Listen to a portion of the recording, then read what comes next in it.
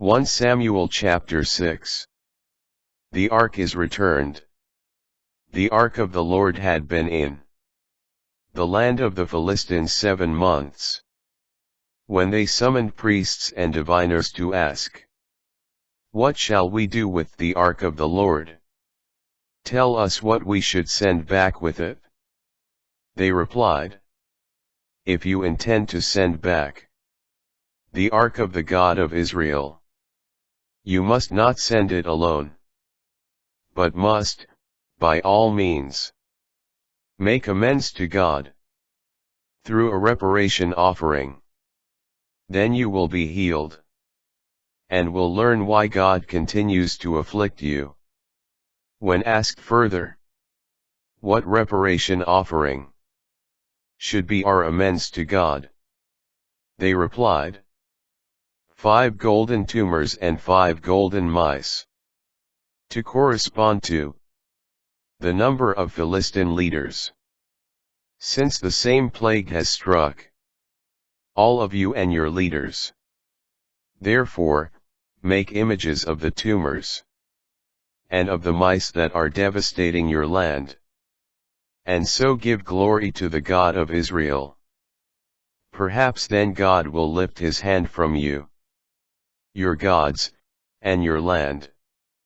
Why should you become stubborn, the way the Egyptians and Pharaoh were stubborn?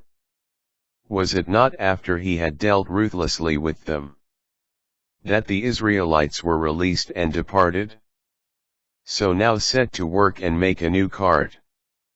Then take 2 milk cows that have not borne the yoke, hitch them to the cart, but drive their calves indoors away from them.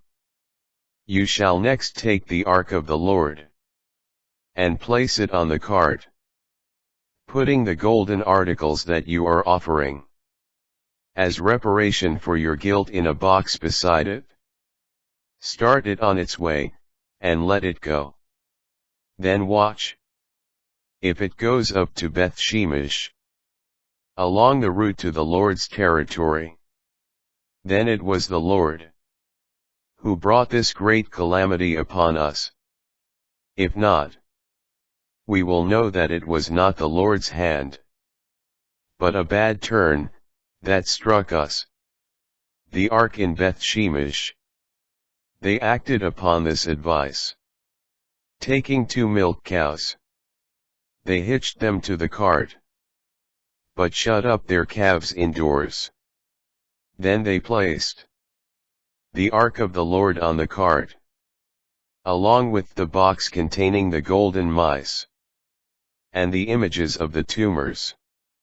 The cows went straight for the route to Beth Shemesh, and continued along this road, mooing as they went, turning neither right nor left. The Philistine leaders followed them as far as the border of Beth Shemesh. The people of Beth Shemesh were harvesting the wheat in the valley. They looked up and rejoiced when they saw the ark. The cart came to the field of Joshua the Beth Shemite and stopped there, at a large stone in the field. The wood of the cart was split up, and the cows were offered as a burnt offering to the Lord. The Levites, meanwhile, had taken down the ark of God, and the box beside it, with the golden articles, and had placed them on the great stone. The people of Beth Shemesh also offered other burnt offerings and sacrifices to the Lord that day.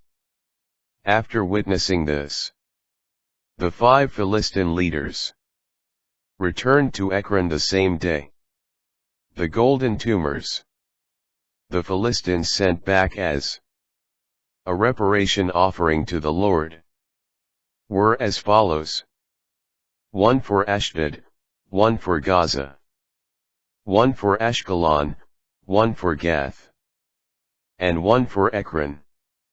The golden mice, however, corresponded to the number of all the cities of the Philistines belonging to the 5 leaders, including fortified cities and open villages.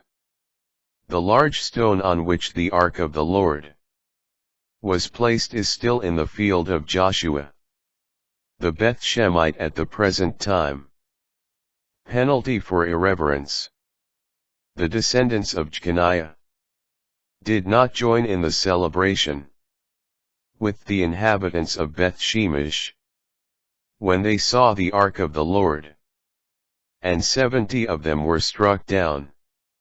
The people mourned over this great calamity, which the Lord had inflicted upon them. The men of Beth Shemesh asked, "Who can stand in the presence of the Lord, this holy God? To whom can the ark go so that we are rid of it?" They then sent messengers to the inhabitants of Kiriath-Jearim, saying, "The Philistines have returned the ark of the Lord. Come down and get it."